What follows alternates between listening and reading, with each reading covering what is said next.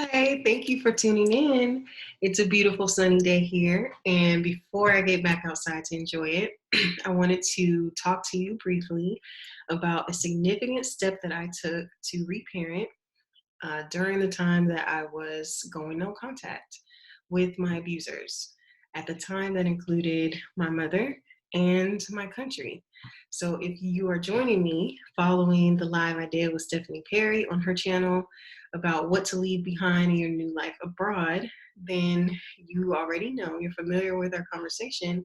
Um, we talked briefly about what dismantling my life looked like and what it meant for me to follow peace. And something that I've thought about since that conversation that I didn't really touch on is renaming. Okay, I mentioned it in my last video, 3 tips for reparenting more effectively. And I wanted to highlight it because I think I have maybe underestimated just how much renaming helped me to go to the next level of my healing journey, and how affirming and empowering it is to choose a name that carries a new purpose for yourself.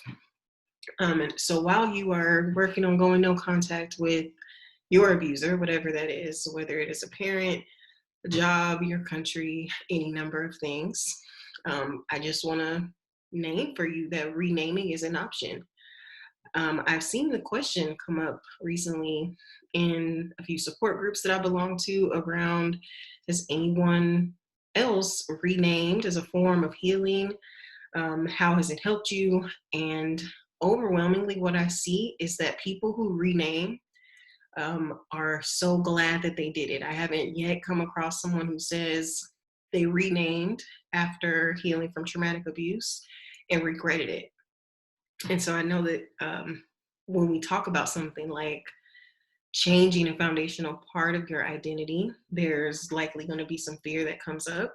And so I just wanted to touch on this a little bit today and highlight for us. So also during that conversation, we mentioned there are parallels between the pilgrimage that we take when we look for our own freedom from abuse and the journey that Harriet Tubman took, right, when she left her plantation for freedom.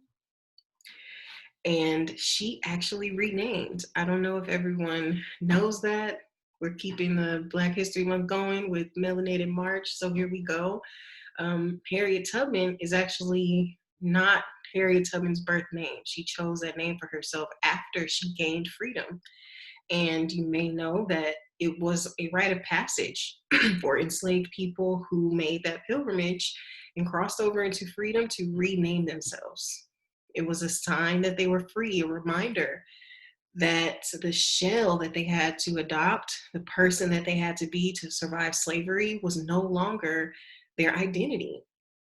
How freeing, how revolutionary to be in charge of your own name, right? To name your own identity, to claim your own identity.